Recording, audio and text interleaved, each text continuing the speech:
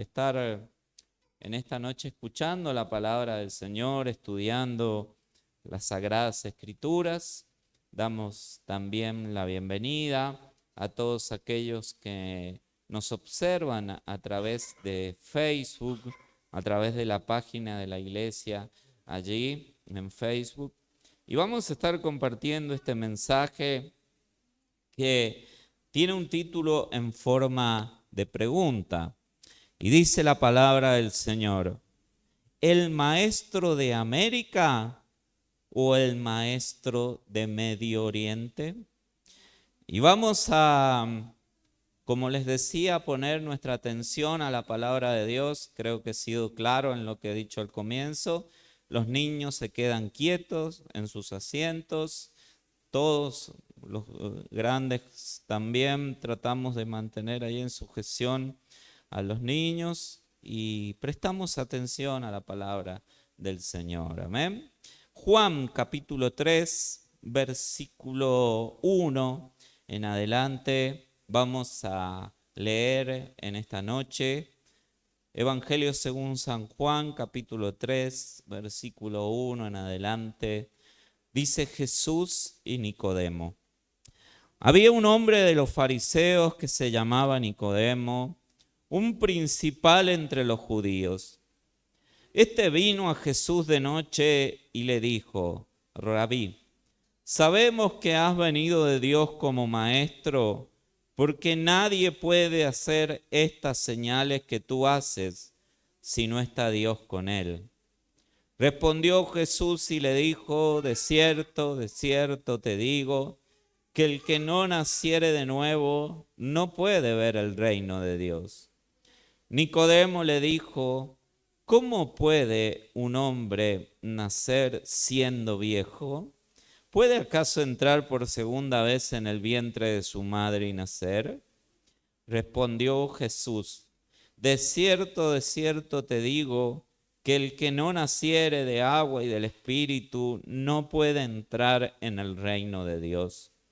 Lo que es nacido de la carne, carne es, y lo que es nacido del Espíritu, Espíritu es. No te maravilles de que te dije: os es necesario nacer de nuevo.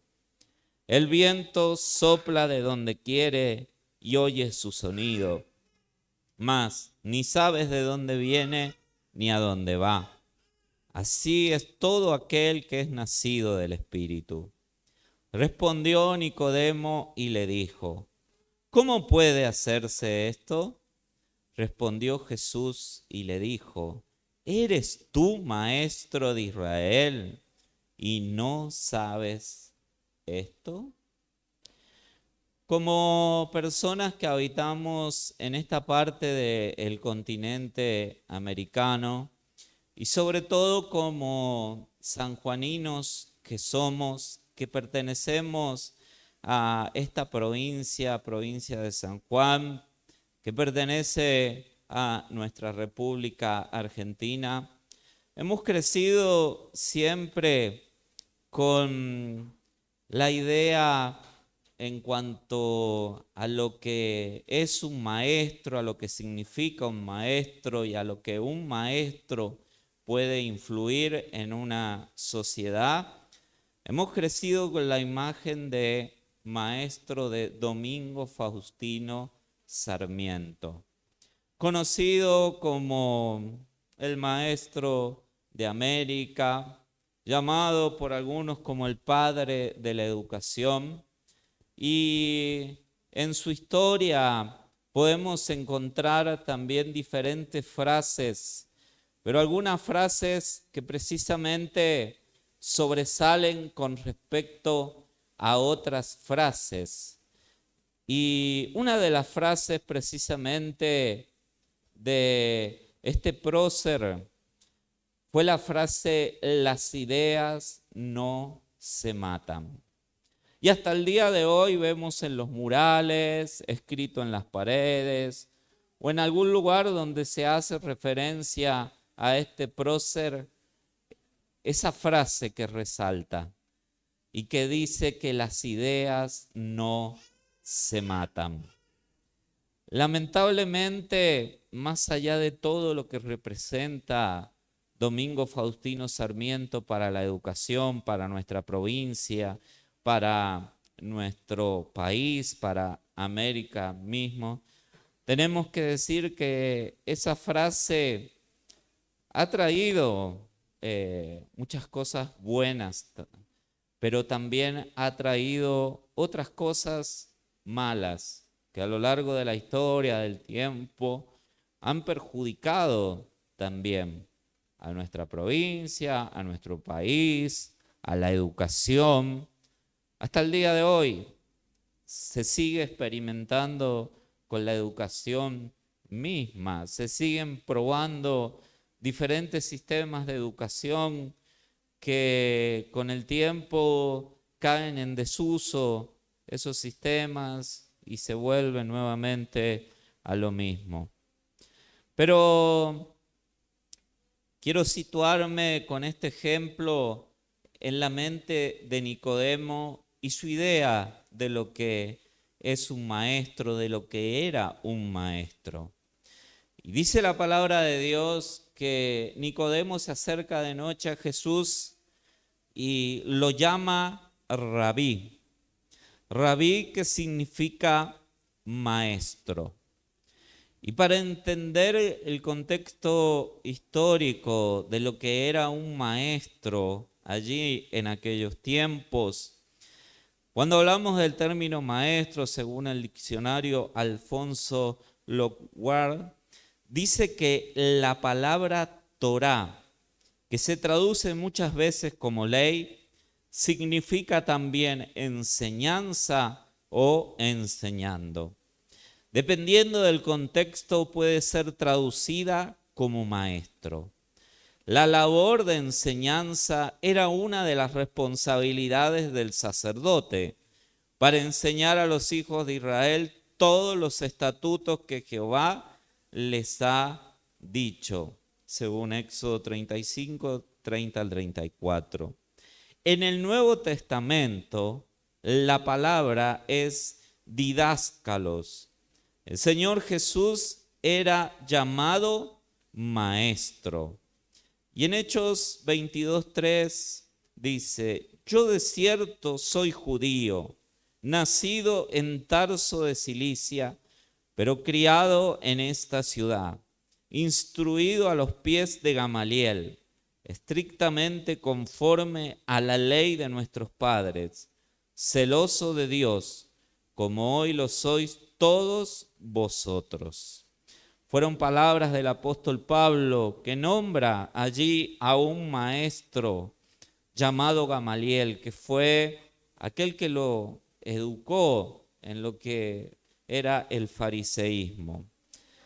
De manera que cuando el Señor Jesús visitó esa ciudad, ya existían allí, ya eran conocidos los maestros, resaltaba Gamaliel allí, y nos referimos a la ciudad de Tarso de Cilicia, de donde era proveniente el apóstol Pablo.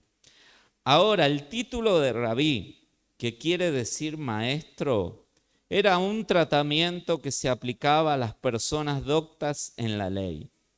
Cristo no se negó a aceptar ese tratamiento. Vosotros me llamáis maestro y Señor, y decís bien porque lo soy. Cuando Nicodemo llama a Jesús Rabí, se estaba refiriendo a Jesús como un maestro que era alguien que tenía un doctorado en lo que era las Sagradas Escrituras, en alguien que conocía bien esto. Y que, como hemos leído, el mismo Jesús nunca negó esto. Sin embargo, el mismo Nicodemo se dirigió a Jesús expresando directamente que no tenían dudas que venía Él de Dios, porque nadie podía hacer las señales que Jesús hacía si no venía de Dios. Y allí es cuando viene la contestación de Jesús, donde Jesús le dice: de cierto os digo, si no nacieres de nuevo, no puedes ver el reino de Dios. Y después la conversación sigue avanzando, como hemos leído, y en el último pasaje que leemos vemos cómo Nicodemo no podía entender cómo alguien podía nacer de nuevo, y Jesús le dice: ¿eres tú maestro de Israel y no conoces esto? Vemos claramente allí que Nicodemo no podía entender las verdades espirituales que Jesús estaba transmitiendo como maestro. Entonces, ¿qué podemos observar allí? Que Jesús no era un rabí más, que Jesús no era un hombre más que tenía un doctorado en lo que eran las Sagradas Escrituras del Antiguo Testamento, la Torá, que Jesús no era un simple sacerdote, como vemos en el Antiguo Testamento, que a ellos les tocaba la función de poder enseñar la palabra de Dios al pueblo, sino que Jesús era el maestro de los maestros, el maestro por excelencia. Y en Mateo capítulo 23, versículos 7 y 8, Jesús dice lo siguiente: también les gusta que la gente los salude con respeto en las plazas y que los llamen maestro. Pero ustedes no dejen que nadie los llame maestro. Ustedes solamente tienen un maestro y todos ustedes son iguales como hermanos y hermanas. Precisamente Jesús se definió allí como un maestro único, como un maestro incomparable. A eso se refiere Jesús en las Escrituras cuando les dice a los fariseos que les gustaba que los llamasen maestros, que no aceptaran eso, porque el único maestro por excelencia era Él. El único maestro, el modelo supremo de maestro era nuestro Señor Jesucristo. Y por eso Jesús se refería de esa manera. No tiene que ver con que no debemos reconocer en una iglesia, en una congregación, lo que es el ministerio de maestro, porque de hecho fue el mismo Jesús el que después constituye los ministerios y, como dice Efesios, da dones a los hombres, y entre uno de esos ministerios estaba el ministerio de maestro, sino que Jesús se está refiriendo precisamente a que Él es el maestro de los maestros, que no tenía comparación con nada el Señor, con ningún maestro sobre esta tierra. Entonces, eso es lo que también Nicodemo no entendía y debía entender. Pero para eso necesitaba el mismo Nicodemo nacer de nuevo, como hemos leído. Y cuando hablamos de este maestro, leemos también en Juan capítulo 7, versículo 45 y 46. Cuando los guardias del templo regresaron sin haber arrestado a Jesús, Los principales sacerdotes y los fariseos les preguntaron: ¿por qué no lo trajeron? Jamás hemos oído a nadie hablar como él, contestaron los guardias. Aquellos que estaban encargados de apresar a Jesús, cuando lo vieron, hay algo que les impidió tomar preso a Jesús. Y precisamente lo que les impidió tomar preso a Jesús es que jamás habían oído hablar a un hombre así, de esa manera. No habían escuchado de esa sabiduría antes, plasmada, transmitida a través de un rabino, de un maestro. Por eso Jesús era un maestro y es un maestro único. Y dedicó 3 años y medio, que es lo que duró su ministerio, a la enseñanza. La función de Cristo fue la enseñanza. Y como consecuencia de la enseñanza venían los milagros, los prodigios que Jesús quería hacer. También el evangelio, la salvación era anunciada a aquellos que estaban sin Dios y sin salvación en este mundo. Pero precisamente vemos acá a Jesús presentándose, dándose a conocer como maestro. Como escuchaba a un judío cristiano en una oportunidad decir que Jesús no se había presentado como un pastor, no era reconocido, más allá de que en Jesús reposaban todos los ministerios. Él no había sido reconocido como un pastor, no había sido reconocido como un evangelista, no había sido reconocido como un profeta, sino que Jesús había sido reconocido como maestro, como un maestro por excelencia. Por eso nos debemos replantear y debemos observar y estar atentos cuando en una congregación, cuando en una iglesia no se le da el tiempo, no se le dedica el tiempo a la enseñanza que la enseñanza merece. ¿Y qué deberíamos dudar? Deberíamos dudar de la presencia de Jesús allí.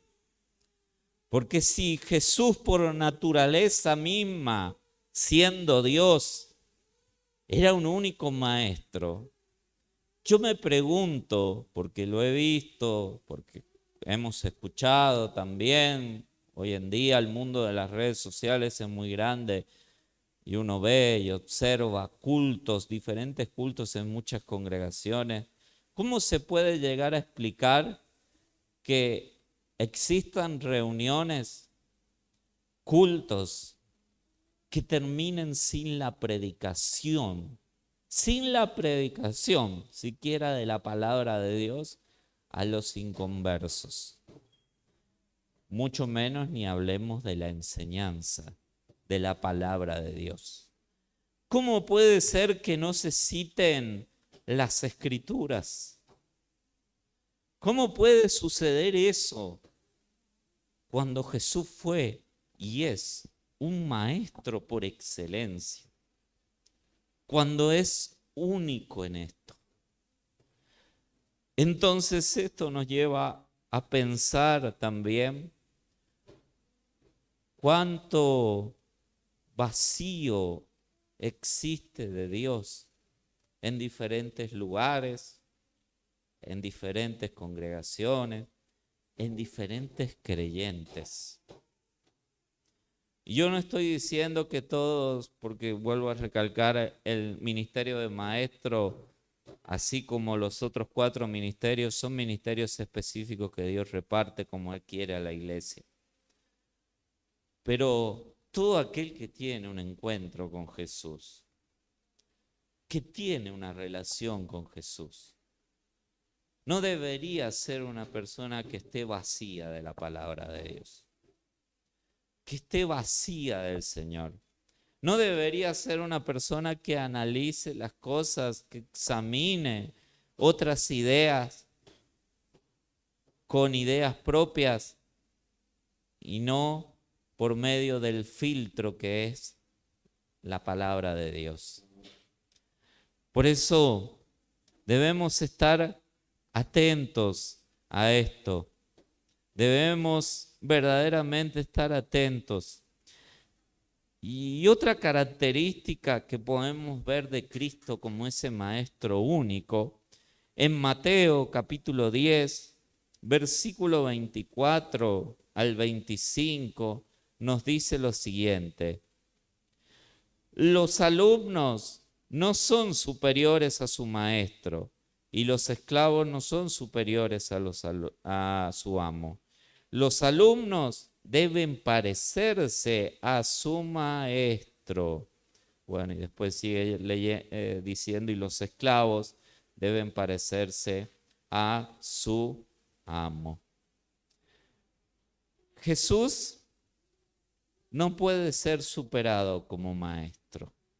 Eso es lo que quiere decir esta expresión que dice: los alumnos no son superiores a su maestro.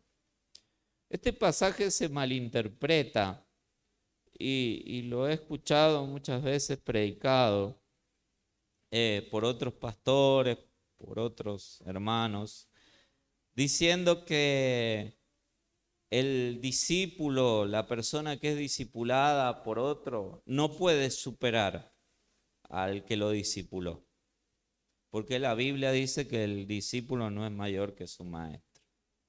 Pero no se está refiriendo a esto la palabra de Dios.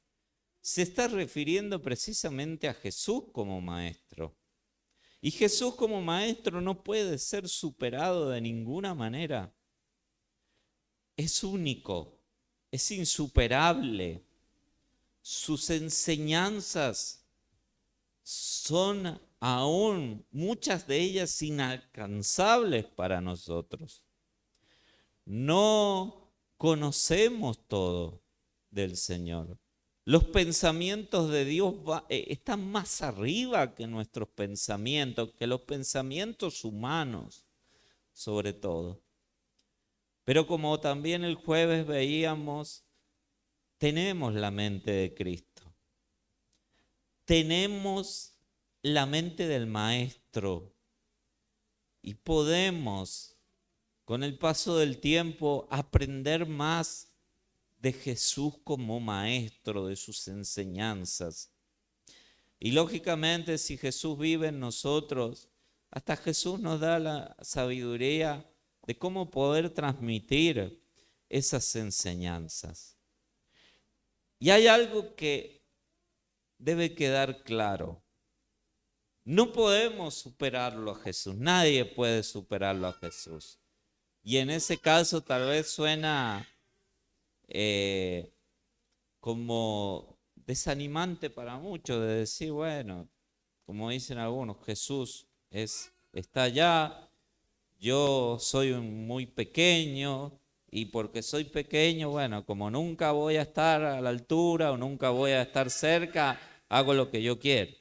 Y entiendo la palabra de Dios como a mí me place, total Dios me va a entender. Pero eso no es así. Jesús no puede ser superado como maestro por nadie. Pero la Biblia nos dice que sí debemos parecernos a Él. Debemos parecernos cada vez más a Jesús. ¿Y en qué debemos parecernos más a Jesús? A Jesús como maestro. Lucas capítulo 2, versículo 45 al 48, nos permite en esta noche observar la primera característica que vamos a ver sobre en qué debemos parecernos a Jesús como un maestro, que es algo alcanzable tanto para el que es llamado por Dios a enseñar la palabra de Dios como para los demás creyentes. Lucas capítulo 2, versículo 45 y 48. Y esto lo digo porque todos de alguna manera enseñamos. De hecho, la gran comisión es para todos. En la Nueva Versión Internacional dice: al no encontrarlo, volvieron a Jerusalén en busca de él. Al cabo de 3 días lo encontraron en el templo, sentado entre los maestros, escuchándolos y haciéndoles preguntas. Todos los que le oían se asombraban de su inteligencia y de sus respuestas. Cuando lo vieron sus padres, se quedaron admirados. Hijo, ¿por qué te has portado así con nosotros?, dijo su madre. Mira que tu padre y yo te hemos estado buscando angustiados. Aquí observamos a Jesús en el templo, entre los maestros religiosos, oyéndolos a ellos y preguntándoles. ¿Y qué actitud vemos acá? Que de acuerdo al concepto de maestro a nivel general, en muchos casos se menosprecia. ¿Qué concepto hay acá? ¿Qué característica hay que debemos tener todos los creyentes? Seamos llamados al ministerio de maestros, de enseñar la palabra de Dios públicamente o no, o la enseñemos de otra manera, personalmente, como muchos enseñan a los niños, a los adolescentes. Jesús tenía como maestro, como hijo de Dios, como Dios, una actitud enseñable. Jesús, siendo niño, estuvo dispuesto a aprender. Y Él lo demuestra acá. A Él le interesaba lo que los maestros de aquel entonces enseñaban. Y por eso se quedó para oírlos y para preguntarles. Y también los maestros de la época pudieron ver en Jesús una respuesta. Pudieron quedarse admirados de sus respuestas. Porque Jesús, al tener una actitud enseñable, también era evaluado por los maestros allí en el templo. Y al ser evaluado, Jesús respondía correctamente. Jesús demostraba que Él quería aprender. Mostró esa actitud enseñable que nunca debe faltar en todo discípulo de Cristo, se llame como se llame, nunca, ni aún teniendo toda la experiencia que nos podamos imaginar en lo que tiene que ver con los asuntos de Dios, los negocios del Padre, como Jesús cita allí y lo observamos en una de las traducciones. La actitud enseñable es algo que caracteriza al maestro. El maestro, el verdadero maestro, la persona que tiene deseos de aprender para transmitir esos conocimientos. El creyente que quiere conocer más de Dios para poder también transmitir ese tipo de conocimientos, debe tener una actitud enseñable siempre. Hoy lamentablemente se adquieren diferentes títulos, pero con el fin de sumar a un estatus, a un currículum, pero no con el fin de aprender. Y se pierde también esa actitud enseñable que hay. Como pasó una vez en una iglesia, un joven que fue a estudiar a un instituto muy conocido de Buenos Aires y se fue de San Juan con ideas básicas del cristianismo, sin ser un dirigente de la iglesia, llámese un anciano, un pastor, y cuando volvió, regresó de allá, comenzó a cuestionar todo lo que se enseñaba en la iglesia. Y comenzó a sembrar eso en la congregación, a diseminarlo. ¿Qué es lo que había sucedido en él? El conocimiento lo había envanecido, no fue con una actitud enseñable, mucho menos vino con una actitud enseñable, sino que directamente el objetivo al estudiar en un instituto bíblico era claro, y era demostrar que él sabía y no seguir aprendiendo. Ni siquiera tuvo la capacidad de poder discernir entre enseñanza y enseñanza y poder sacar sus propias conclusiones y poder saber si esto era de Dios, no era de Dios, hacer su propio análisis, el análisis que Dios nos autoriza a hacer a todos. Usted está autorizado por Dios a examinar lo que yo le estoy enseñando en esta noche, y así es siempre.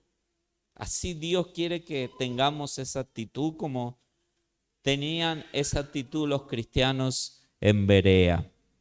Hebreos capítulo 5, versículo 8 dice lo siguiente: aunque era hijo, mediante el sufrimiento aprendió a obedecer. Ni el sufrimiento pudo hacer que Jesús dejara de lado esa característica, que Jesús dejara de tener una actitud enseñable. Por medio del sufrimiento, Jesús aprendió a obedecer.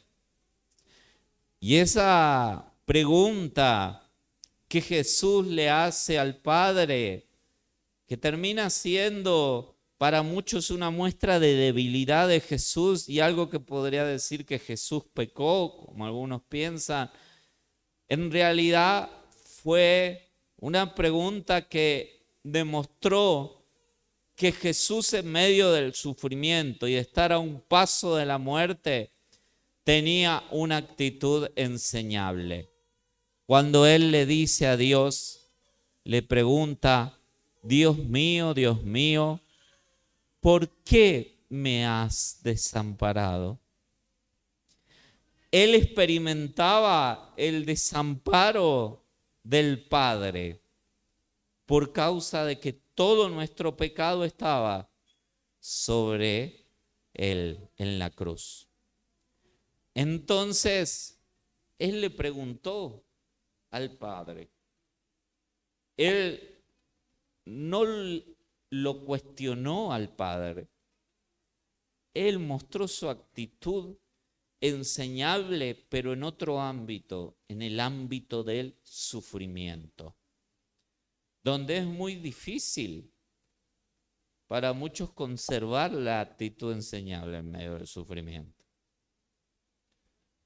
Muchos se enojan con Dios en medio del sufrimiento.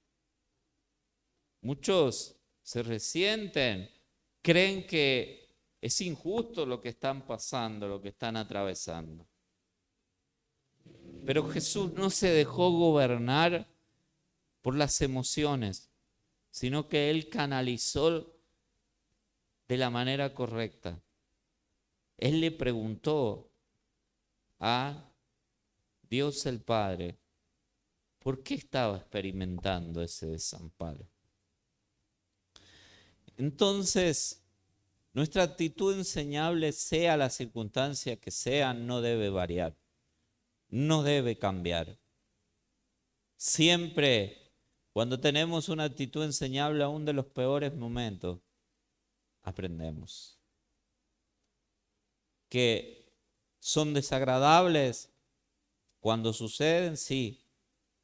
Que causan aflicción, sufrimiento, como le sucedió a Jesús, sí.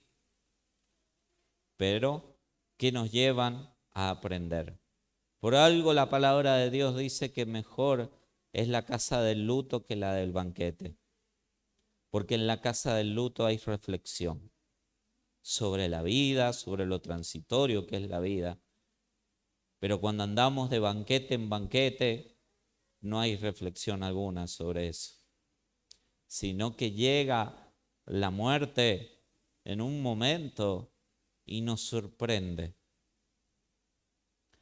Cuando escucho de la muerte de una persona, en las noticias día a día mueren personas, pero muchas veces personas mueren por la calle, personas mueren en restaurantes, personas mueren sorpresivamente en sus hogares o en accidentes.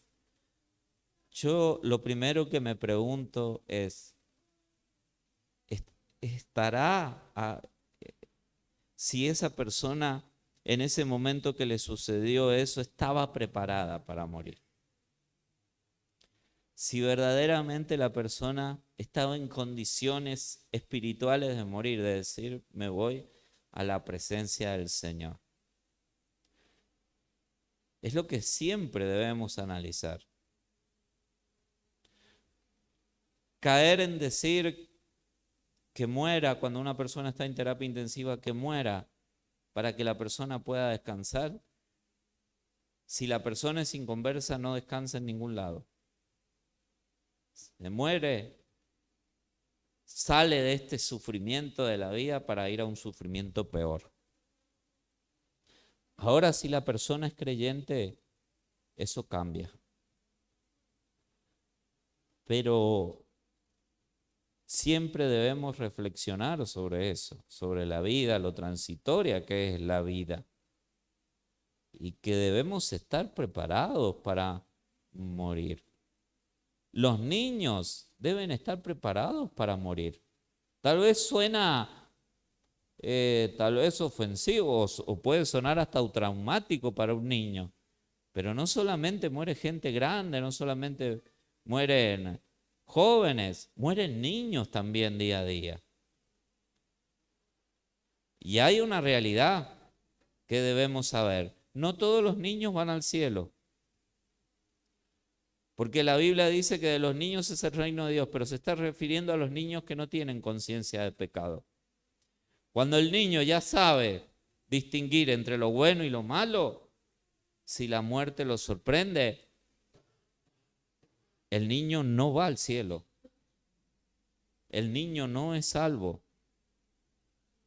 En el infierno hay niños también. Llámese niño, vuelvo a repetir, a aquellos que tienen conciencia de lo bueno y de lo malo y que se han decidido por lo malo. Hay niños que son delincuentes. Niños que tienen 6, 7 años y son delincuentes ya. O tienen una mente delincuente. Si un niño así muere, no va al cielo. No va al cielo. Por eso es tan importante la palabra de Dios y es tan importante que los niños presten atención al mensaje del Evangelio. Porque Jesús no tomó a todos los niños y los puso como ejemplo y les dijo, ustedes tienen que ser como todos los niños para entrar al cielo. No, Jesús agarró, tomó un niño específico, lo puso delante y dijo, aquel que no es como este niño no entrará en el reino de Dios. Y debe haber sido un niño ejemplar el que Jesús puso adelante. Un niño creyente. Entonces, esto nos habla de que la actitud enseñable ya debe partir de los niños. Ya debe haber una actitud enseñable en los niños, dispuesta a aprender.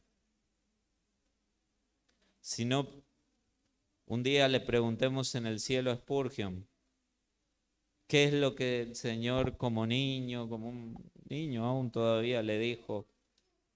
Como Dios le dijo a través de una predicación que era un miserable. Y se lo volvió a repetir y se lo volvió a repetir hasta que él entendió que Dios le estaba hablando a él. Y era un niño. Y ya allí experimentó su conversión. Spurgeon. Otra característica en la cual nos debemos parecer a Jesús como maestro. Mateo capítulo 7, versículo 28 al 29 dice: Cuando Jesús terminó de decir esas cosas, las multitudes quedaron asombradas de su enseñanza, porque lo hacía con verdadera autoridad, algo completamente diferente de lo que hacían los maestros de la ley religiosa.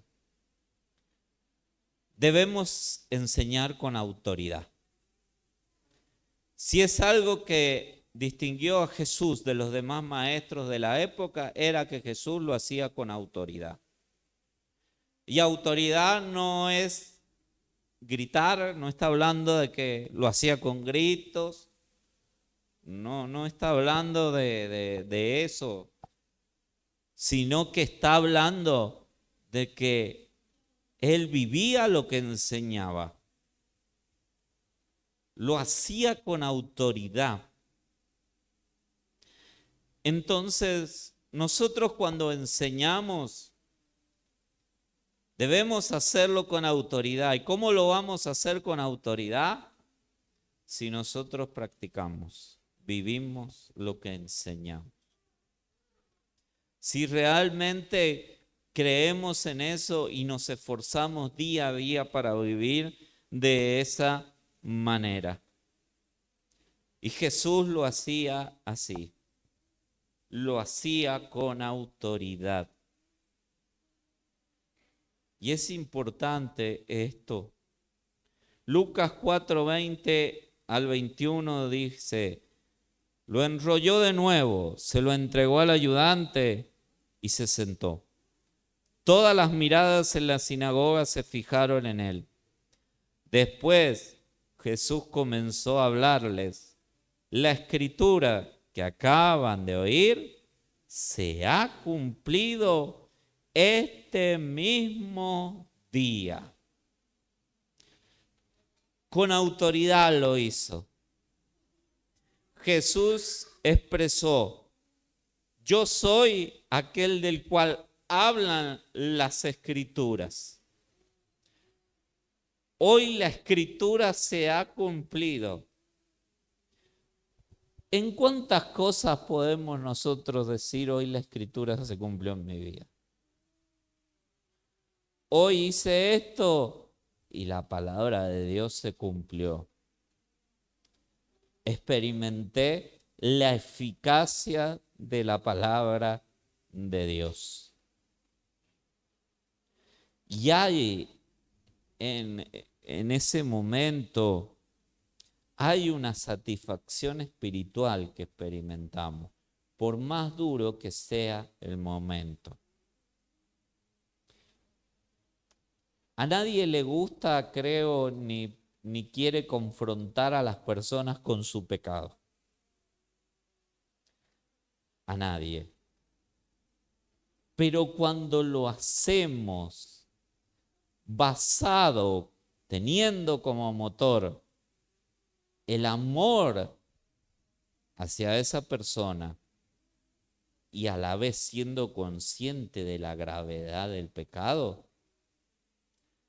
y mostrándole eso a la persona, después de eso, sea que la persona se enoje o que la persona acepte la corrección, va a haber en nosotros una satisfacción. Porque la palabra de Dios, cuando habla de Jesús en Isaías 53, dice: verá el fruto de la aflicción de su alma y quedará satisfecho.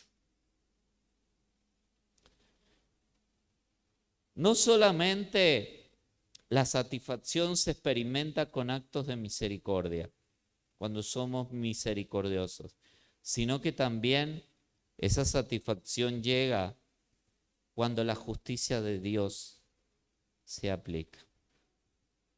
Cuando la justicia de Dios es satisfecha. Por eso, como dijo un predicador, decir que Cristo solamente murió por amor es estar predicando la mitad del mensaje. Porque Cristo no solamente murió por amor, sino que también murió para que la justicia de Dios quedara satisfecha. Se cumplieron esas dos cosas en la muerte de Cristo. Entonces, ambas cosas van a traer satisfacción a nuestra vida. Van a traer paz, dando por entendido que la voluntad de Dios se hizo. Si usted ve el caso de Ananías y Zafira, si entendiéramos las cosas como las entendieron los hermanos de la iglesia primitiva, dice la palabra de Dios que cuando mueren Ananías y Zafira y que Pedro les da la oportunidad de que digan la verdad y no lo hacen, ambos mueren. Y dice la palabra de Dios que había jóvenes que sacaron a esas personas, sacaron los cuerpos que habían muerto. Pero después de eso dice que muchos milagros, prodigios eran hechos por los apóstoles y habla de que tenían en común todas las cosas. ¿Qué quiere decir esto? Que ellos sabían, no era que estaban o no estaban de fiesta como el mundo lo hace, sino que había una satisfacción en ellos porque la iglesia había sido guardada, había sido protegida del engaño y podía la iglesia conservar la santidad, seguir participando de la santidad de Dios, que es el fin de toda disciplina, que la iglesia siga participando de la santidad de Dios. Y la iglesia siguió adelante. Y me trae a la memoria en una oportunidad, en una semana, ocurrió que en ese momento un siervo de Dios deserta, manifiesta su disconformidad, se va, no quiere saber más nada. Y una persona llegada, conocida a él, que no tenía nada que ver en el problema, que ni se había hablado de él, porque era un problema de rebeldía, de disconformidad. Me acuerdo que en esa semana, esto fue un día miércoles el problema, el sábado teníamos un encuentro fraternal. Y yo me acuerdo que le expreso, le digo, porque no, usted va a venir, estamos acá, queremos saber, había aportado para poder en ese momento participar de un almuerzo que estaba planificado. Y él me contesta de la siguiente manera y me dice, no voy a ir, dice, porque no estoy para festejos, me dijo.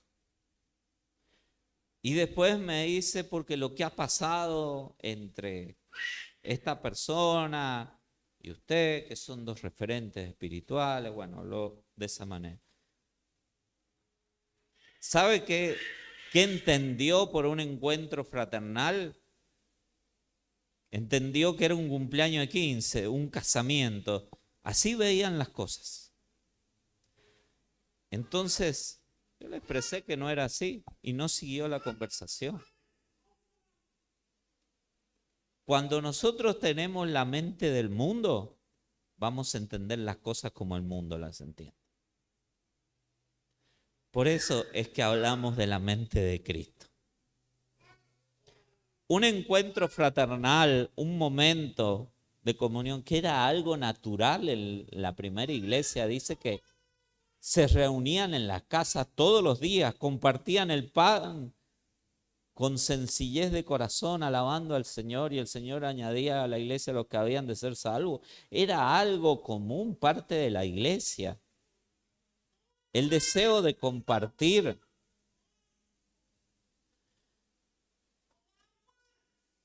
Que alguien deserte de la fe, que alguien le dé la espalda a Dios, no tiene que influir en la esencia de la iglesia.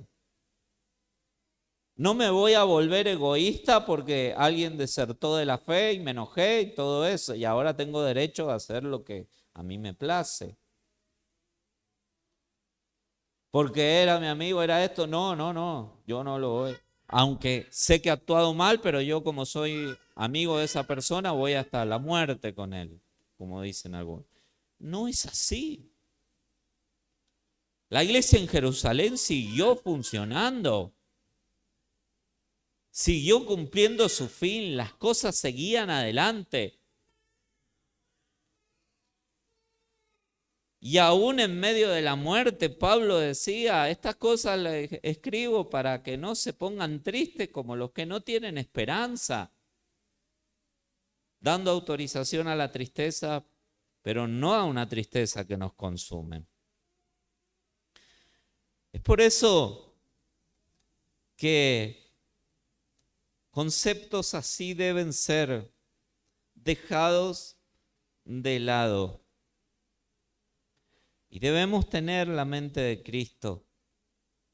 Y debemos enseñar con autoridad la palabra de Dios. Porque nos va a dar satisfacción. Una satisfacción espiritual a la hora de experimentar su eficacia. Sea como sea la situación que se haya dado. Mateo capítulo 9, versículos 5 al 7 nos habla más de este aspecto y dice, ¿por qué? ¿Qué es más fácil decir? ¿Los pecados te son perdonados? ¿O decir levántate y anda? Pues para que sepáis que el Hijo del Hombre tiene potestad en la tierra para perdonar pecados, dice entonces al paralítico, levántate, toma tu cama y vete a tu casa. Entonces él se levantó y se fue a su casa. ¿Qué es lo que demostró que Jesús verdaderamente había perdonado los pecados del paralítico? ¿Fue que el paralítico recuperó la fuerza en sus piernas y Dios hizo un milagro? No. Hay algo que demuestra aquí que el paralítico ya vivía una nueva vida. Y cuando observamos lo que Jesús hizo, dice, levántate, toma tu cama y vete a tu casa. En primer lugar, el paralítico hizo lo que Jesús le pidió. Y destacamos la obediencia del paralítico. Primera señal que los pecados del paralítico habían sido perdonados. Que comenzó a obedecer a Jesús. En segundo lugar, que lo hizo un día sábado. Trabajó un día sábado. Para ellos tomar el lecho era un trabajo que no se podía hacer en el día del reposo. Y el paralítico, sin dudarlo, lo hizo. Y fue juzgado de mala manera por los fariseos. Entonces allí vemos que los pecados habían sido perdonados, que el paralítico experimentaba una nueva vida, porque dejó de desobedecer. Porque quiero decirle que el contexto habla de que la parálisis de este hombre le había venido por causa del pecado. En segundo lugar, que fue contra el día sábado, de acuerdo a cómo lo interpreta. interpretaban los judíos. Y Jesús le dice, vete a tu casa. No le dijo Jesús, ven hacia mí. Le dijo, vete a tu casa. ¿Y qué hizo? Se fue a su casa. ¿Por qué? Porque era más importante obedecer lo que Jesús le estaba pidiendo.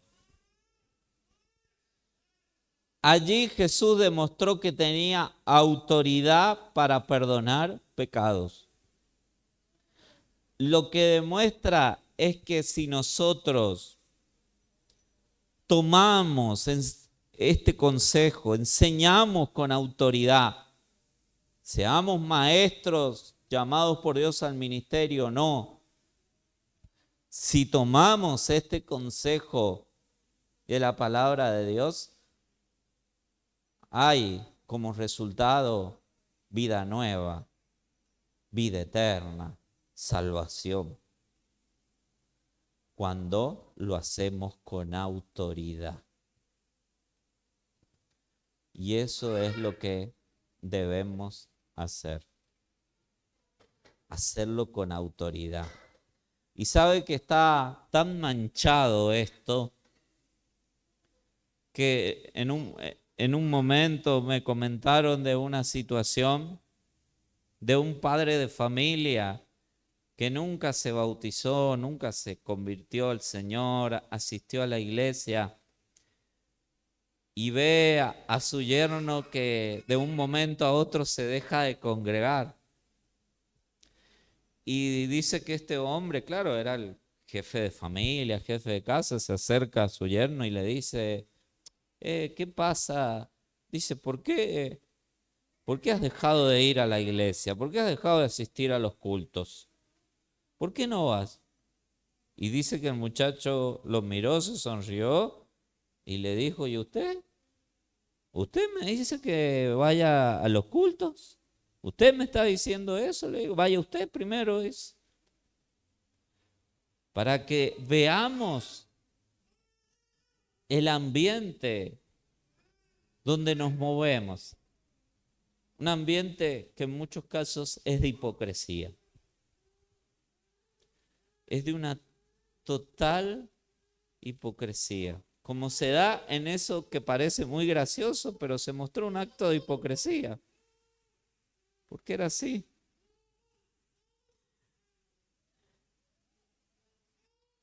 Después también vemos en la palabra del Señor, en Juan 5, 22 al 23, que dice, el Padre no juzga a nadie, sino deja que su Hijo juzgue. Decidió eso para que la gente respete al Hijo como respeta al Padre. El que no respeta al Hijo, no respeta al Padre. Fue el Padre quien envió al Hijo. El Padre le dio la autoridad al Jesús de juzgar. Le entregó en las manos a Jesús todo juicio para que la gente respete a Jesús. La expresión que dice que no hay que juzgar produce que una congregación, que un grupo de personas llegue a perderle el respeto a Jesús y a su palabra. Por eso es que se insiste tanto en que no hay que juzgar las conductas, claro, porque de esa manera se le falta el respeto a Jesús, se le falta el respeto al Padre, se le falta el respeto a la palabra de Dios. Pero precisamente Dios le encargó el juicio a Jesús para que el nombre de Jesús sea respetado. En una congregación donde se juzgan los pecados, de acuerdo al modelo bíblico, como Dios nos pide que lo hagamos, que tomamos cartas en el asunto, vamos a ver que podemos tener deserciones. Vamos a ver gente, en algunos casos, enojada, molesta. Vamos a ver incomodidad en muchos, hasta como ha pasado, muchos nos tildarán de falta de amor. Pero hay algo que no va a pasar y que es lo más importante. Y es que el nombre de Jesús será respetado. No se le perderá el respeto al dueño de la casa. Otros creyentes no le perderán el respeto al dueño de todas las cosas, a la cabeza de la iglesia, que es Jesús. La iglesia no es suya, no es mía, es de Cristo. Él la ganó con su propia sangre. Y nosotros en algo que Dios nos permite estar y nos permite formar parte de Él como el cuerpo de Cristo, pero Él no deja de ser la cabeza, nosotros no podemos permitir que se le falte el respeto al dueño. Por eso es que se toman cartas en el asunto, se juzgan los pecados. Tercera característica que nosotros debemos tener en cuenta y adoptar, que son propias de Jesús como maestro. Mateo capítulo 9, versículo 10 al 13, observamos esto que dice: Jesús estaba comiendo en la casa de Mateo y allí llegaron muchos cobradores de impuestos y pecadores. Todos comieron con Jesús y sus seguidores. Cuando los fariseos vieron esto, empezaron a preguntar a los seguidores de Jesús: ¿cómo es que su maestro está comiendo con los cobradores de impuestos y pecadores? Jesús los oyó y les dijo: los sanos no necesitan médico, los enfermos sí. Así que vayan y averigüen lo que significan estas palabras. Yo no quiero sacrificios, sino que ustedes tengan compasión. Pues yo no he venido a invitar a los buenos a que me sigan, sino a los pecadores. ¿Qué característica muestra Jesús como maestro allí, como maestro por excelencia? Y que nosotros debemos rescatar y debemos parecernos a Él en esto. Es que Jesús terminó enseñando y ordenando a las personas a profundizar en el estudio de las Escrituras. Porque cuando lo cuestionan a Jesús porque comía con los cobradores de impuestos, Jesús les dice: vayan y averigüen lo que significan estas palabras. Yo no quiero sacrificios, sino que ustedes tengan compasión. Jesús le dijo: vayan e indaguen antes de emitir un juicio. Vayan e indaguen esto y se van a dar cuenta por qué lo hago. Les enseñó y ordenó a que fuesen y profundizaran en las Escrituras. No fue una opción, fue una orden. Profundizar en las Escrituras no es una alternativa que Dios nos está dando, de decir, bueno, si a ustedes les place, les gusta, profundicen en las Escrituras que les va a hacer bien al alma. No, Jesús le dijo: vayan y averigüen qué significa. No quiero sacrificios, sino compasión. Y después vengan y hablemos. Tenemos el deber de profundizar en las Escrituras. Todos de ir más allá, profundizar en las Sagradas Escrituras, no quedarnos con lo que tenemos. Si nos estancamos es un problema. No es que el obviar verdades, el no profundizar en ella va a traer tranquilidad a la iglesia, respiro. No, van a traer problemas.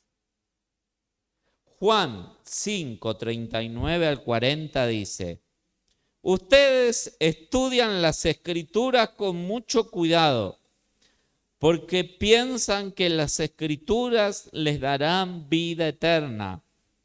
Pues esas mismas Escrituras son las que dan testimonio de mí.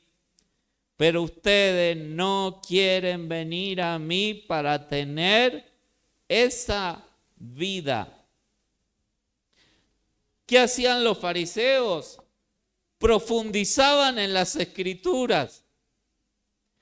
Pero cuando descubrían que detrás de esa profundización de las Escrituras estaba Jesús, marcha atrás hacían y no venían a Jesús. ¿Por qué ustedes creen que los judíos no leen?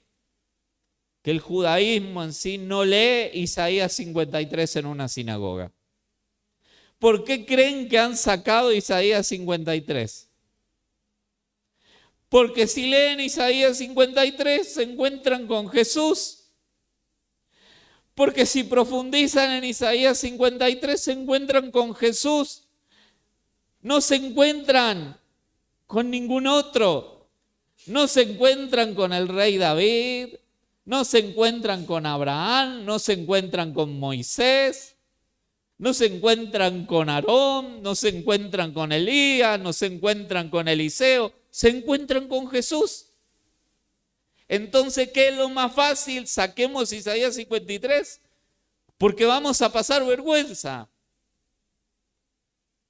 Porque Isaías 53 es el documento probatorio que dice que hemos rechazado al enviado de Dios, que hemos crucificado al Hijo de Dios. Y así nos pasa. Es lindo profundizar en las Escrituras. Y muchos dicen, qué maravillosa la palabra de Dios. Pero cuando llegamos a Jesús, que es la palabra de Dios viva, y que nos dice, llegaste hasta acá, hijo, tienes que cambiar esto. Eres esto, eres aquello, eres esto otro. No alcanza con la profundización de las Escrituras solamente. Hay que llegar al fondo, a ese fondo llamado Jesús, porque dice Apocalipsis que Jesús es el espíritu de la profecía, es la esencia de todo. Es lo que le da sentido a todo. ¿Usted cree que los rabinos, cuando estudian el tema de la Pascua, por ejemplo, leen cosas, no llegan a similitudes con el sacrificio de Cristo? Sí llegan. Pero es tanta la vergüenza que sienten que no quieren seguir. Incluso algunos llegan cuando profundizan a conocer que Jesús es el Mesías, el Salvador. Pero llegan hasta ahí porque la próxima verdad que tienen que aceptar y que los dejaría muy mal ubicados es aceptar que Jesucristo es Dios. Y aceptar que Jesucristo es Dios es demasiado para Él. y aumenta la culpa de su pecado. Es por eso que la deidad de Jesús ha sido tan cuestionada siempre. Porque llegar a esa conclusión que Jesús es Dios para el pecador, para el que no quiere arrepentirse, genera una culpa muy grande. Y es mejor obviar eso. Por eso Jesús dice, ustedes profundizan muy bonito, dicen que en ellas tienen la vida eterna, pero no quieren venir a mí, dijo Jesús. Quieren el conocimiento, pero no quieren venir a mí. No quieren llegar a Jesús. No quieren llegar a alguien que les diga lo que tiene que hacer. Que los gobierne. Que sea el Señor. Que termine cambiándoles el estilo de vida, la vida entera. Y precisamente Jesús fue un maestro que profundizó siempre en las Escrituras. Y ya una profecía de Isaías, en Isaías 11:3 lo dice, se deleitará mostrando respeto al Señor. No juzgará según las apariencias, ni hará decisiones basado en rumores. Jesús no iba a venir y iba a ver la sonrisa de un hermano, de una hermana, de un creyente, e iba a decir, ay, qué bueno que es, qué buena que es esa persona, qué buena que es esta mujer, qué bueno que es ese hombre. Jesús no iba a eso. Porque si no le hubiese dicho a Nicodemo, se hubiese abrazado con Nicodemo y le hubiese dicho, ven Nicodemo, estamos en el mismo barco. Pero ¿qué vio en Nicodemo? Que no había nacido de nuevo. ¿Qué le faltaba a Nicodemo? Todo. Nacer de nuevo es un nuevo nacimiento, un nuevo comienzo. ¿Y qué quiere decir esto con el nuevo comienzo? Que lo que pasó anteriormente no sirvió para nada. Ese es el nuevo nacimiento. Aceptar que lo que pasó hacia atrás no sirvió para nada. Y ese es el dolor que muchos no soportan y no quieren venir a Jesús.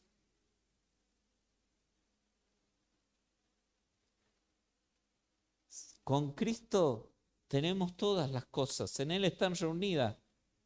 Lo que quiere decir que todo el tiempo que vivimos sin Cristo es nada. Más profundo todavía dice que el que practica el pecado es del diablo. No solamente no fuimos de Cristo, sino que fuimos siervos de Satanás. Entonces, cuando se nos habla de un nuevo comienzo, cuando no aceptamos la realidad, yo he escuchado a personas que teóricamente se convirtieron, mirar hacia atrás y tratar de rescatar cosas de su pasado que las ayuden, que las hagan sentir cómodo, como diciendo, no todo fue tan malo. Como son aquellos que dicen que Jesús les tuvo paciencia hasta que llegara el momento de salvarlo. No, no fue paciencia, es la misericordia de Dios. Pero Dios no viene a querer golpearnos la puerta 10 veces.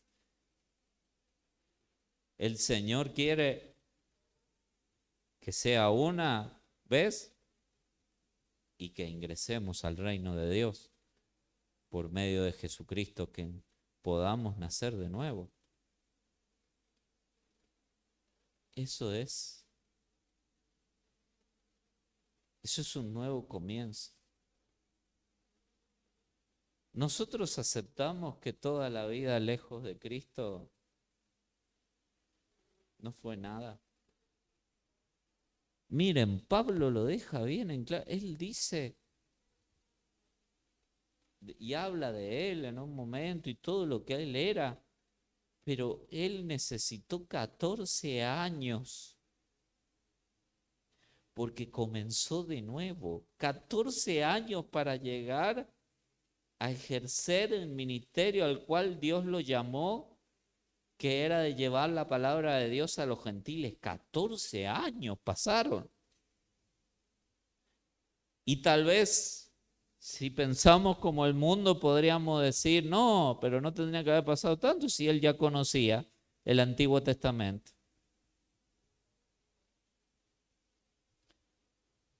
No, él tuvo que comenzar de nuevo. Todo lo que había estudiado no le sirvió de nada. Hablando de las Sagradas Escrituras específicamente, tuvo que volver a estudiar porque lo que él había estudiado lo llevaba a estar en contra de Jesús, los llevaba a estar en contra del cristianismo. Entonces, ¿qué tuvo que hacer? 14 años de volver nuevamente a releer, a estudiar, a aprender y tener una actitud enseñable, como hemos leído, profundizar en las Escrituras. Por eso dice, todo lo estimado por basura con el fin de ganar a Cristo.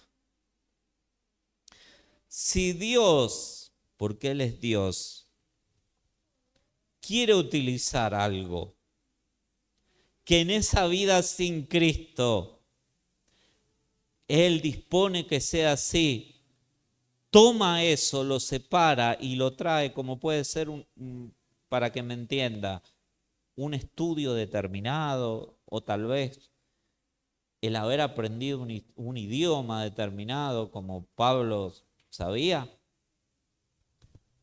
Eso corre dentro del ámbito de Dios. Pero lo que nosotros debemos tener bien en claro y estimar como basura, o sea, no estimarlo sin valor, a no ser que Dios lo tome y lo use, es que toda la vida pasada antes de Cristo no sirvió para nada. Así vivió Pablo. Y es frustrante, porque toca nuestro orgullo, nuestro ego, y para eso hay que tomar los 3 principios que Martín Lutero tomó para su ministerio. Del ministerio, hablándose de un Martín Lutero que nació de nuevo y que dijo, lo primero y más importante es humildad, lo segundo en importancia es humildad y lo tercero en importancia es humildad también. Vivir en humildad.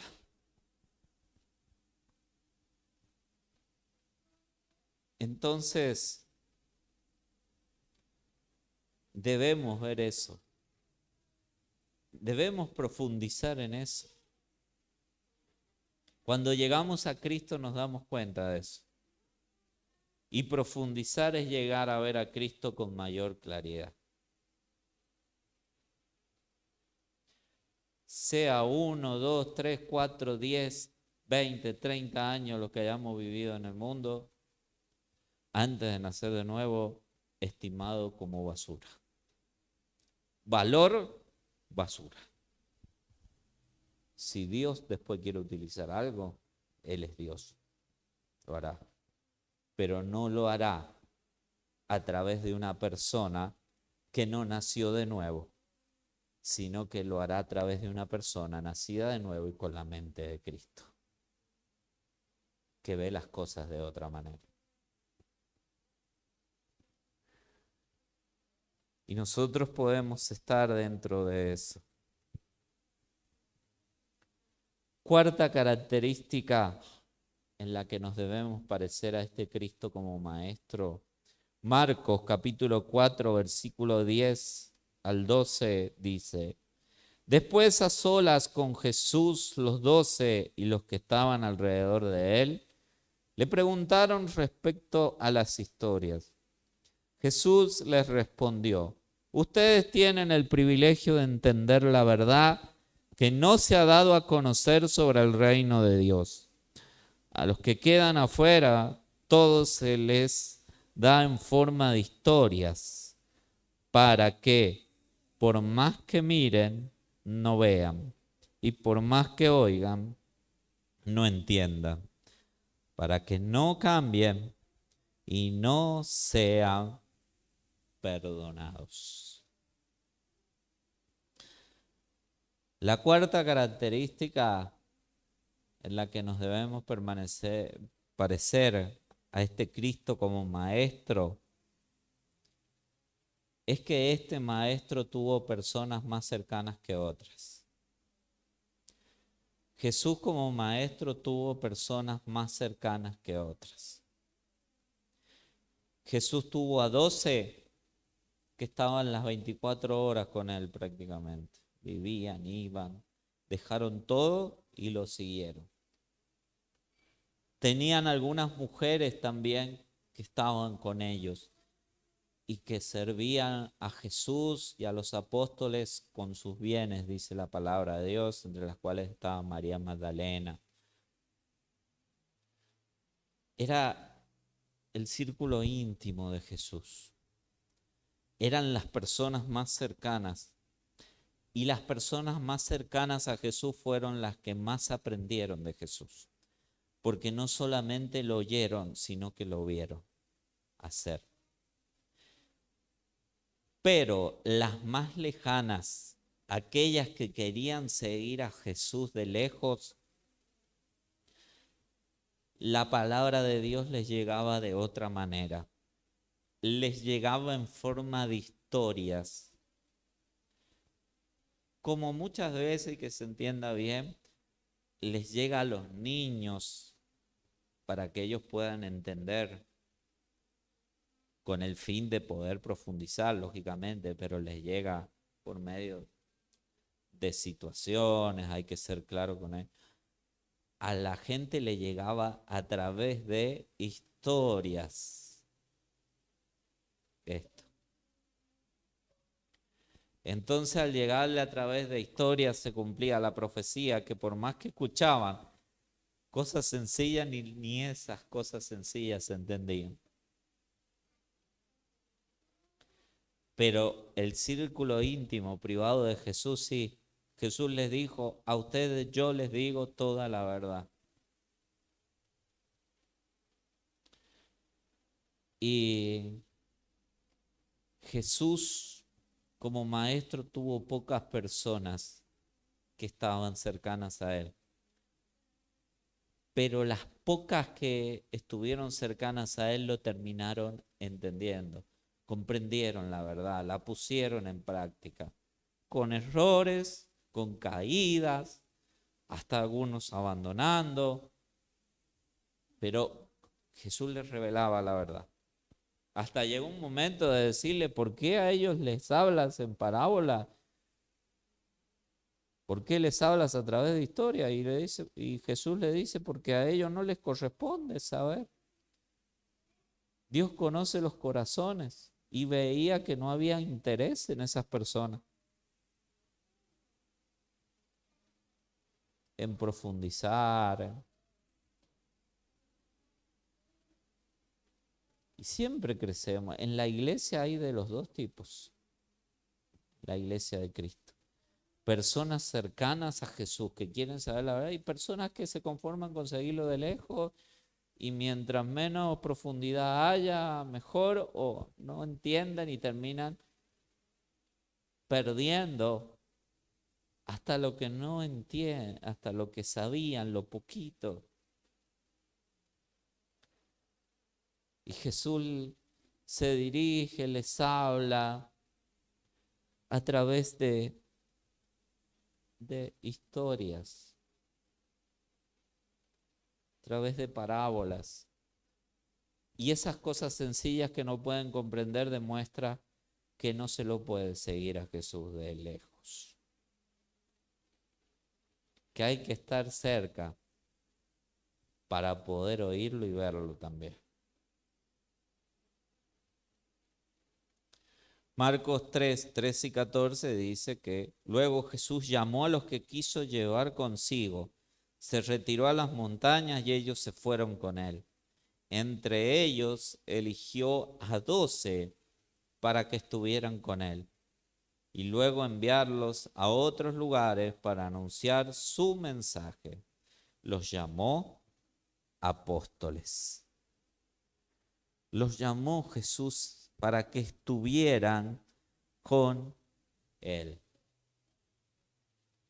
¿Somos del círculo íntimo de Jesús o somos de los que reciben las historias? Un ejemplo para que me entienda de qué hablo. Hace ya 10 años, un 26 de noviembre, me tocó dar un estudio bíblico donde tuve que enseñar sobre las bases fundamentales de la iglesia que habían sido atacadas. Hasta llegando a rozar y hablar de los anticristos. Era una reunión muy pesada en el ámbito espiritual, donde como nunca sentía el aliento de Satanás ahí en el que me respiraba atrás, con 12 o 13 demonios que estaban allí soplando. Y termina la reunión, termina el culto, bueno, unos en desacuerdo, algunos más. Y hablo con una persona, una hermana en su momento, y me dice, Hugo, dice, ¿sabés lo que aprendí hoy de la iglesia? Y yo pensé, me va a responder a la altura de lo que hemos estado hablando, que era bastante profundo, pesado. Hoy he aprendido que la iglesia es como una familia.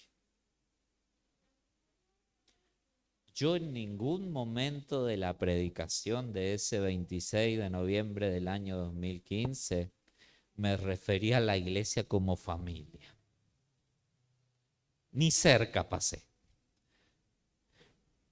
Hablé de la iglesia como columna, como baluarte de la verdad. Hablé de el liderazgo. Hablé de la autoridad visible del gobierno visible de la iglesia, que eran las autoridades, pastores, ancianos. Hablé también de lo que es la congregación, la iglesia como la autoridad máxima visible a la hora de tomar decisiones, basado en la dirección del Espíritu Santo y la palabra de Dios, lógicamente como herramientas para tomar buenas decisiones.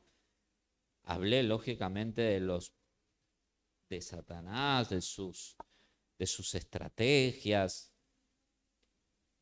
Un poco allí y allí corté con el tema de los anticristos que surgían de la iglesia. Y cuando escuché eso, dije, le llegó como una parábola. Le llegó como una historia. Nunca entendió. ¿Quién hizo eso? Dios. Dios no permitió que le llegara como lo que le tenía que llegar. El mensaje profundo, completo, con el problema que se atacaba, porque ese día me faltaron dar nombres nomás. Estaba muy claro el problema, muy a la vista, para que alguien venga y me diga que vi a la iglesia como una familia. Yo digo, no entendió nada. Y Jesús, esto es lo que quiso decir cuando les habló de las parábolas. Les hablo por parábola, por historia, porque a ellos no les corresponde, no están interesados. Siguen ciegos, pero a los que estaban cercanos sí. Por eso la palabra de Dios, lo profundo, las enseñanzas, van a terminar dando más frutos en aquellos que aman a Dios y les interesa obedecer a Dios. Lo otro será como echar perlas a los cerdos. Y yo siempre le pido a Dios, lógicamente le pido por mí que quiero cuidar mi relación con Dios, que quiero fortalecerla, y en segundo lugar le digo, no quiero tirar perlas a los cerdos. Yo sinceramente le digo, cuando yo veo la actitud de una persona que es incorregible, que después de años ha pasado lo mismo, sigue con lo mismo, que hay cosas que no se terminan de aprender, no hay voluntad para aprenderlas, yo no corrijo directamente. Entonces, porque hay algo que es muy valioso y es la enseñanza. Y la enseñanza, esta doctrina no es mía, no es nuestra, es de Dios. Y no se puede desperdiciar, no se puede despilfarrar. Por eso es que hablo de voy a llegar hasta este punto 5. En Juan capítulo 7, versículo 15 al 16, algo en lo cual nos debemos parecer a Jesús como maestro, dice: los líderes judíos estaban sorprendidos y decían, este hombre nunca ha estudiado, ¿cómo es que sabe tanto? Jesús les respondió, lo que yo enseño no es mío, sino de Dios que me envió. Debemos parecernos a Jesús como maestro en que la base del ministerio de maestro, la base de la enseñanza, es nuestra relación con Dios. En caso de Jesús, era su relación con el Padre y no con el conjunto de títulos académicos que podemos tener.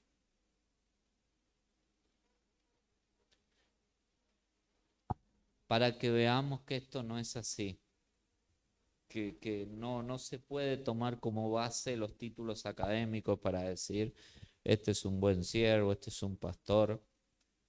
Hace varios años atrás, un pastor de otra provincia llega para reemplazar al pastor que estaba terminando ya con su labor en la iglesia en ese entonces.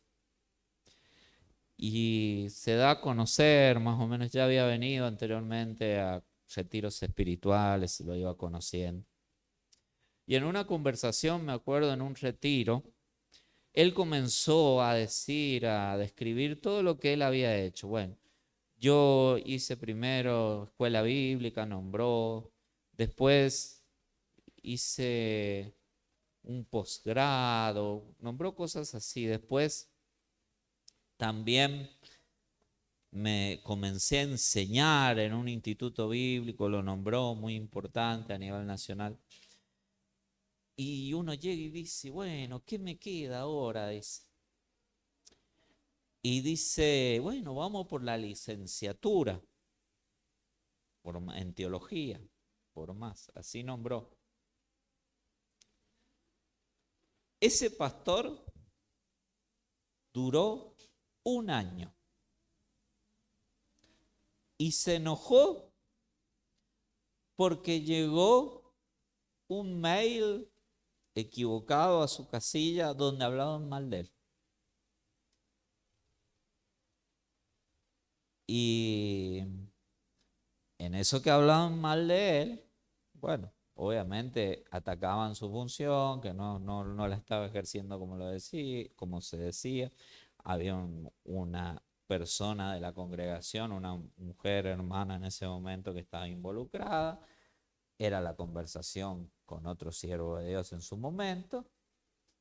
Y después de leer ese mail, esta persona entró a la oficina en ese entonces del pastor de la parte administrativa, se sentó y le dijo: no renuncio, voy a renunciar, no lo quiero ver más, no lo quiero perdonar, dice, hablando de este hombre que había estado este siervo de Dios en su momento, que había participado de esa conversación y que el mail le había llegado por equivocación, y dijo lo siguiente: para mí, esta persona se murió. Y después que yo escuché eso, dije: ¿y dónde quedaron todos los títulos académicos, licenciatura, teología, sus currículum como maestro, no sé cuántos años enseñando,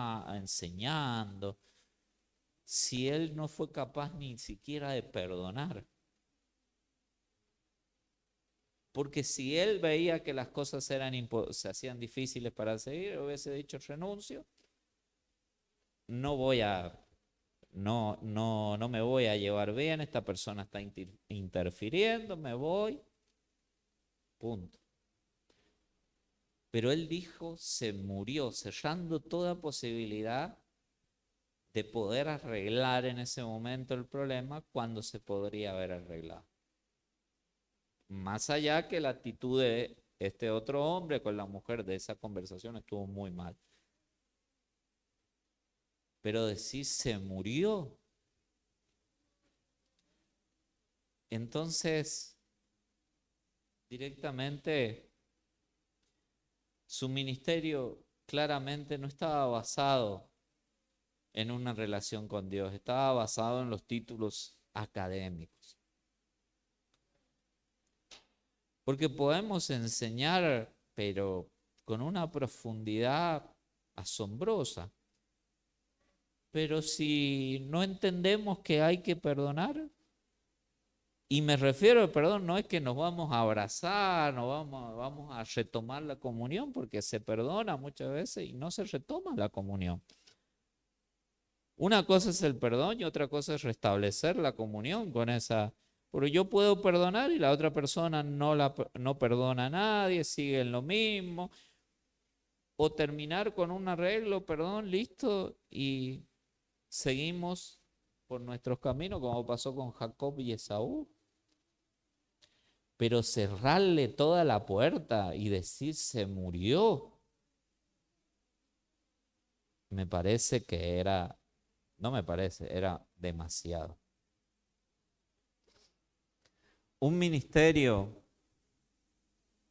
sea de enseñanza, ministerio que sea, debe estar basado en una relación con Dios. Porque Juan 16, 44 al 46 dice: nadie puede acercarse a mí si no lo trae el Padre que me envió, y yo lo resucitaré en el día final. Los profetas escribieron y Dios les enseñará a todos. Todo el que escucha al Padre y aprenda de Él, viene a mí. No estoy diciendo que alguno haya visto al Padre. El único que ha visto al Padre es el que vino de Dios y Él lo ha visto. ¿Qué característica dio del Padre acá Jesús? Que Dios el Padre estaba dispuesto a enseñarle a todos. ¿Qué quiere decir esto? Que Dios estaba dispuesto a tener una relación profunda con todos los que quisieran venir a Él, venir a Jesús.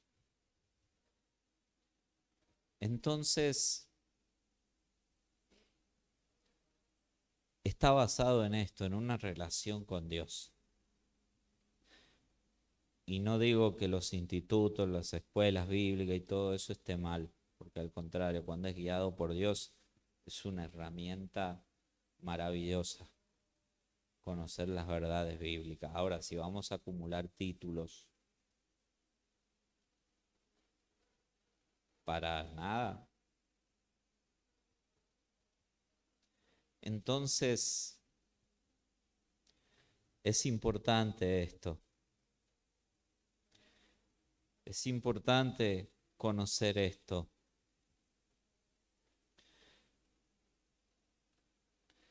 Y después vamos a seguir ya el próximo domingo con el tema. Pero es muy importante que sigamos conociendo a este maestro de Medio Oriente. Nuestro maestro no fue el maestro, no es el maestro de América, no es otros que se hacen llamar maestros, es alguien que vino del lugar más recóndito del mundo, pero que trajo enseñanzas que traen vida eterna, salvación, que transforma, al cual no podemos igualar ni mucho menos superar, pero sí Él nos pide que nos parezcamos a Él. Que nos parezcamos a Él como maestro en sus diferentes características que hacen al maestro. Parecernos a Jesús. ¿Vamos en esa dirección? ¿Estamos interesados en parecernos a Jesús? ¿O estamos cómodos en cómo somos? El sentido se lo da parecernos más a Jesús. El sentido de nuestra vida debe ser parecernos cada vez más a Jesús. Andar como Él anduvo. La iglesia no puede obviar eso, no puede dejar de lado eso. Que si lo hemos dejado de lado, nos esforcemos en la gracia de Dios para parecernos más a Jesús cada día que pasa. Y hoy hemos visto características de Jesús como maestro, que Él quiere que adoptemos, que nos parezcamos a la hora de enseñar. Sea porque tenemos el ministerio de maestro, o sea porque tenemos que enseñar en la vida cotidiana, en el hogar, en la misma iglesia, a diferentes edades. Pero debemos parecernos al maestro de Medio Oriente, a Jesús, a este único maestro por excelencia. Que el Señor pueda en esta noche observar corazones dispuestos en nosotros a parecerse al Maestro, al Rabí, a Jesús, al único y verdadero Maestro. Padre, en el nombre de Jesús, te damos gracias en esta noche porque hemos podido, Señor, observarte como maestro. Y hemos podido observar, Señor, algunas características que tienen que ver con el maestro y que nosotros debemos parecernos a ti como maestro y adoptar esas características que hemos visto. De la última que hablábamos es que nuestras enseñanzas, lo que transmitimos, debe estar basado en nuestra relación con Dios como fundamento de todo, entre otras características. Pero hay algo que hemos nombrado donde comienza todo, y es en el nuevo nacimiento. Señor, yo como siervo no conozco, Señor, en profundidad los corazones, y ninguno de nosotros puede llegar a ver cosas en el corazón de otro a no ser que tú las reveles, permitas verlas. Y cuando se tiene que hablar del nuevo nacimiento. Reconocemos, Señor, que es un ámbito que está dentro de tu ámbito espiritual, como Dios que eres. Señor, si acá hay alguna persona, 2 o 3, no sé, que no han nacido de nuevo, Señor, que en esta noche, Señor amado, puedan experimentar ese nuevo nacimiento, ese nuevo comienzo. Decirte, Señor, mi vida hasta ahora ha sido una vida infructífera, una vida vacía de tu presencia, una vida sin sentido. Pero hoy, Señor amado, quiero comenzar de nuevo. Quiero pedirte perdón, Señor amado, por mis pecados.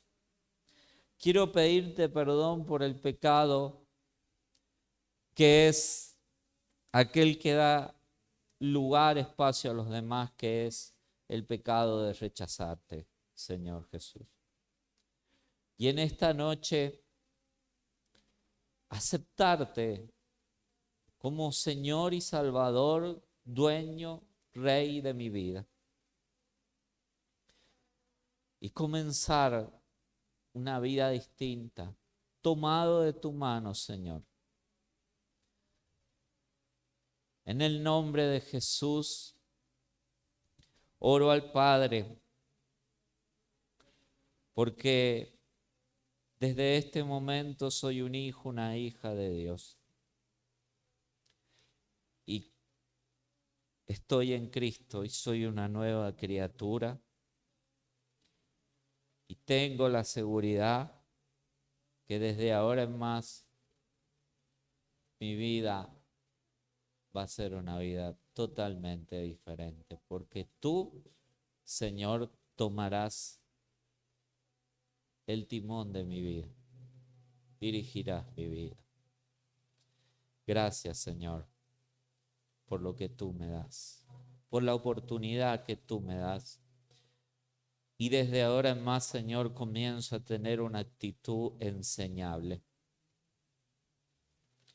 porque quiero aprender de ti, Señor, para poder transmitir, enseñarle a otros, hablarles de ti, hablarles de la salvación, hablarles de tu persona y poder conducir a otros hacia la verdad. Gracias, Señor, por ser nuestro Maestro. Gracias, Jesús. Gracias, Maestro.